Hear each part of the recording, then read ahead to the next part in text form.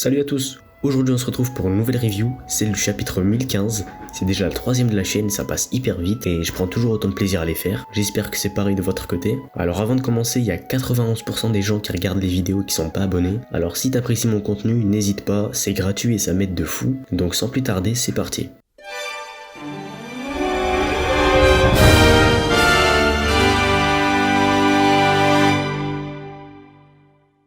Petite mise en contexte, la semaine dernière, on nous a pondu une masterclass, un chapitre plein de rebondissements, on nous a laissé sur un Luffy en pleine noyade, une Kiku laissée pour morte et un Kinemon qui se fait écraser. Donc on espérait tous avoir des réponses à nos questions aujourd'hui et on a été servis. Alors on est parti pour le résumé.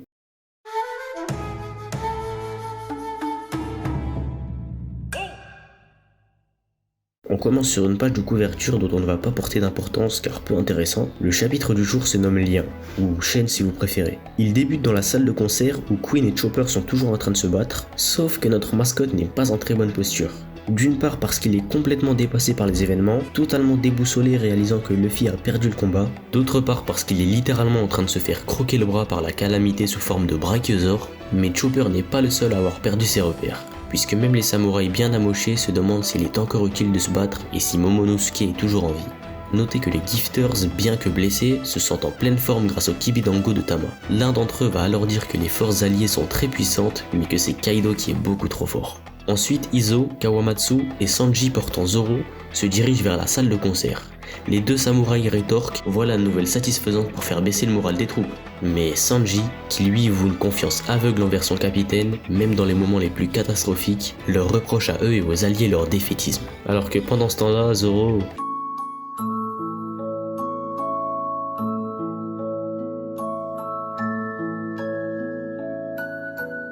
Queen annonce qu'il s'est juste amusé avec Chopper, simplement parce qu'il était motivé. Dans le chapitre précédent, on voyait Perospero prêt à lancer sa pluie de flèches bonbons, il a ici relâché la corde de son arc, les flèches s'apprêtent à tout éliminer les samouraïs et les pirates alliés, et Queen a déchiqueté Chopper.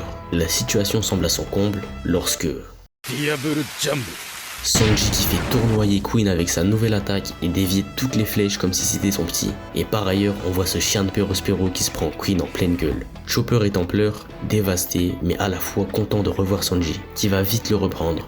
Pleure pas, t'es bête ou quoi? T'en as déjà vu plus d'un. De miracle.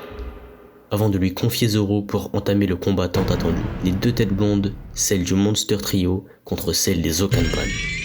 Un samouraï servant les Kozuki est totalement subjugué par le fait que Sanji continue de se battre malgré que son capitaine soit mort. Et pour notre plus grand plaisir, Marco ajoute « C'est pour ça que je vous aime les gars ». On retourne à l'entresol où l'on a laissé une Kiku et un Kanjuro agonisant et un Kinemon détruit. On s'y attendait je pense tous, Kinemon est au sol, les katanas brisés, se remémorant les souvenirs des débuts de sa couverture en tant que père de Momo et la joie de leur retrouvaille sur Punk Hazard. Ce valeureux Kin tente tant bien que mal de gagner du temps en voulant poignarder Kaido avec ce qui lui reste de son sabre. Ce dernier lui demandant à quoi bon jouer la montre alors que l'issue sera la même, qu'ils parviennent à fuir ou non. Et là, c'est le drame. Kaido qui sort un sabre de nulle part et achève Kinemon de la même façon que ses autres compagnons, en plein dans l'abdomen. Dans les bras de Shinobu, en pleine course pour fuir le Yonko, Momo va attraper une grenouille marise pour transmettre un message à toute l'Alliance. Donc on a ici la révélation de ce qu'a entendu Momonosuke au dernier chapitre. Contrairement à ce que j'ai pu théoriser, il n'a ni entendu Zunisha ni les rois des mers, mais tout simplement Luffy, qu'il l'a chargé d'avertir tout le monde du message suivant.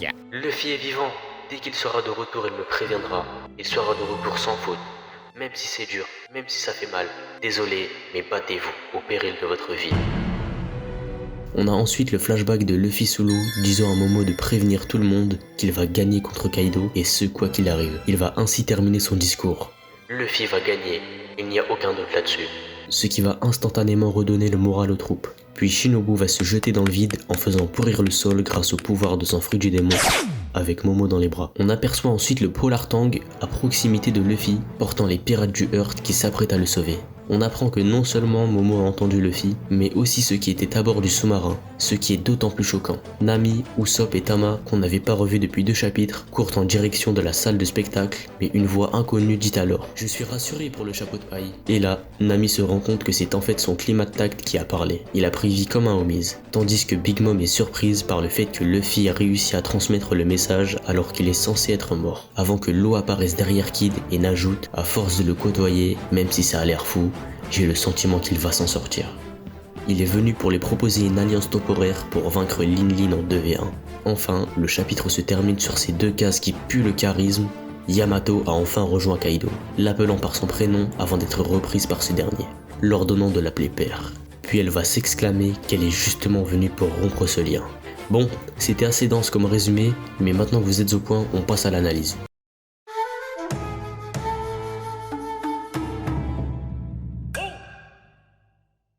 Chopper, après s'être bien battu, est enfin rejoint par Sanji. Le combat qu'on attendait tous depuis extrêmement longtemps va pouvoir être lancé. Qu'est-ce que ça fait plaisir, sérieux? Sanji qui gère sa place de leader à merveille en l'absence de Luffy et Zoro. Oda a enfin mis du respect sur son nom, car beaucoup de lecteurs trouvaient qu'il était un peu dénigré ces derniers temps et perdait de son charisme. Selon vous, qui va l'emporter? Et dans quel état est-ce que vous voyez Sanji s'en sortir? Je me dois également de relever la magnifique symbolique présente dans ce chapitre. Les Mugiwara, Law, Marco, les samouraïs et même Kid qui a lâché son sourire. Malgré que cela paraisse impossible, ils croient tous dur comme fer en Luffy et en sa victoire. Ensuite, comment ne pas parler du drame de ce chapitre malgré les bonnes nouvelles? Un brave homme nous a quittés, encore un fourreau rouge de moins, le troisième en seulement une semaine. Perso ça me fait mal, mais je dois avouer que j'espère que Kinemon est mort, parce que cet arc manque vraiment de drame, et ça rendrait le tout encore plus épique. Même si Oda a du mal à faire mourir ses personnages, je vois mal comment avec le coup de masse qu'il s'est pris et l'abdomen transpercé, il pourrait s'en sortir. Ensuite, contrairement à ce que j'ai pu théoriser la semaine passée, je verrais bien un chapitre sans Luffy, histoire de faire durer encore plus le suspense, et prendre le temps de montrer tous les autres combats des autres membres de l'Alliance. Luffy a bel et bien été sauvé dans ce chapitre, et non pas par une créature, mais simplement par les pirates du Heart, renforçant le parallèle entre Onigashima et Marineford,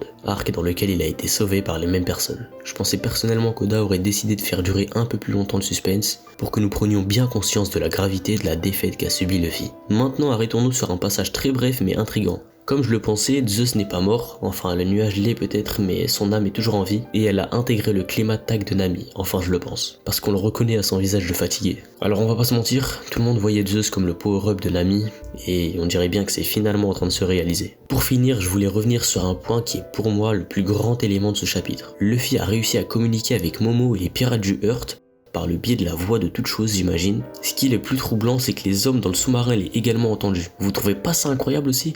Comment est-ce que c'est possible? Et visiblement, aucun personnage n'a l'air de se poser la question si ce n'est Big Mom. Est-ce un pouvoir spécial qu'a Luffy de faire communiquer aux personnes aux alentours son subconscient? Sachant qu'en temps normal, les personnes pouvant entendre ces voix se comptent sur les doigts de la main. Alors imaginez les probabilités que quelqu'un puisse littéralement parler via cette voix. Maintenant que je vous ai exposé à peu près tout ce que je trouvais intéressant à souligner, on va passer aux prédictions.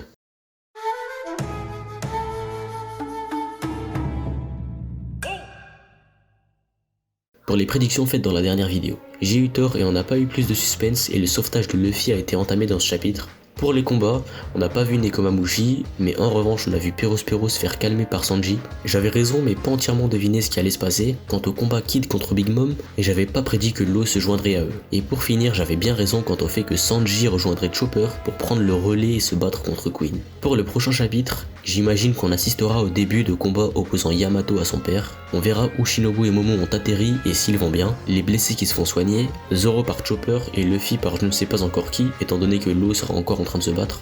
Je vois bien aussi un extrait du fight Kid et Law contre Big Mom, et pour terminer, ce que je souhaiterais voir le plus, et la situation s'y prêterait bien, un début de flashback du passé de Yamato et Kaido. Et voilà, c'est déjà la fin. Si cette vidéo t'a plu, tu peux mettre un pouce bleu et t'abonner, ça permettrait à ma toute petite chaîne de se développer. Et si tu apprécies mon contenu et que tu veux en voir plus, tu peux cliquer sur la cloche pour ne pas rater mes prochaines théories et reviews. Tu peux également venir me suivre sur Twitter et Insta. On se retrouve dans la semaine pour une nouvelle vidéo. Salut!